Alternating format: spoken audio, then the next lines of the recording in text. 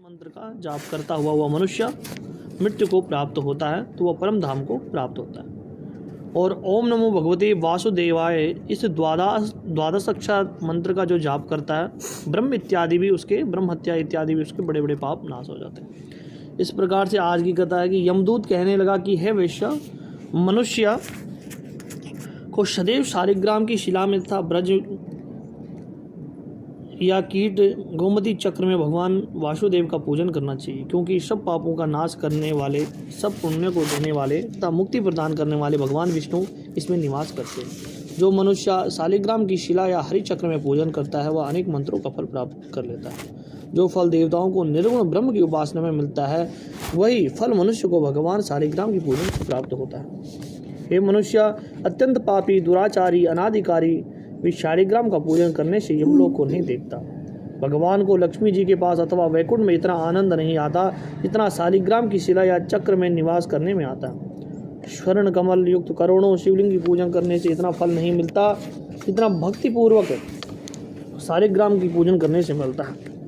विष्णु लोक में वास करने मनुष्य चक्रवत होता है। काम, क्रोध, लोभ, मोह, अहंकार से युक्त होकर भी मनुष्य शालिग्राम का पूजन करने से वैकुंठ में प्रवेश करता है। जो सदैव शालिग्राम का पूजन करते हैं प्रलय काल वह स्वर्ग में निवास करते हैं। जो दिशा, नियम और यम मंत्रों से चक्र में भगवान शालिग्राम का पूजन करता हुआ निश्चय ही विष्णु लोक को प्राप्त होता है। जो शालिग्राम के जल से अपने शरीर का अभिषेक करता है वह मानव संपूर्ण तीर्थों में स्नान करता है। गंगा, रेवा, गोदावरी सबका जल शालिग्राम की शिला के सन्मुख अपने पितरों का श्राद्ध करता है। उसके पितर कई कल्प तक स्वर्ग में निवास करते हैं। जो लोग नित्य शालिग्राम की शिला का जल पीते हैं अनेक हजारों का पंचगव्य पीने से क्या लाभ। जहाँ पर शालिग्राम है वहाँ पर स्थान तीर्थ स्थान के समान ही है। वहाँ पर किए गए संपूर्ण दान होम करोड़ों गुना फल को प्राप्त होता है। जो एक बूंद भी शालिग्राम का जल पीता है वह माता के स्तनों को दुग्ध पाने का अर्थात गर्भाशय में नहीं जाता। शालिग्राम शिला में जो कीड़े मकोड़े एक कोष के अंतर में मरते हैं वह भी वैकुंठ को प्राप्त होते हैं। जो फल वन में तप करने से प्राप्त होता है वही फल भगवान का सदैव स्मरण करने से प्राप्त होता है। मोहवश अनेक प्रकार के घोर पाप करने वाला मनुष्य भी भगवान को प्रणाम करने से नरक में नहीं जाता। किसी चाहे अनजाने में ही हो भगवान का जो नाम लेता है निश्चय उसके पाप नष्ट हो जाते हैं। संसार में जितने तीर्थ और पुण्य स्थान हैं भगवान केवल नाम मात्र के कारण से ही प्राप्त हो जाते हैं। बोले शिव शंकर भगवान की जय। कल की कथा में हमने सुना था कि मोहवश अनेक प्रकार के घोर पाप करने वाला मनुष्य भी भगवान को प्रणाम करने से नरक में नहीं जाता। संसार में जितने तीर्थ और पुण्य स्थान हैं भगवान केवल नाम मात्र के कारण से ही प्राप्त होते हैं। इस प्रकार से आज की कथा में कि यमदूत कहने लगा कि जो कोई प्रसंगवश भी एकादशी के व्रत को करता है वह दुखों को प्राप्त नहीं होता। मास की दोनों एकादशी भगवान पद्य नाम के दिन है।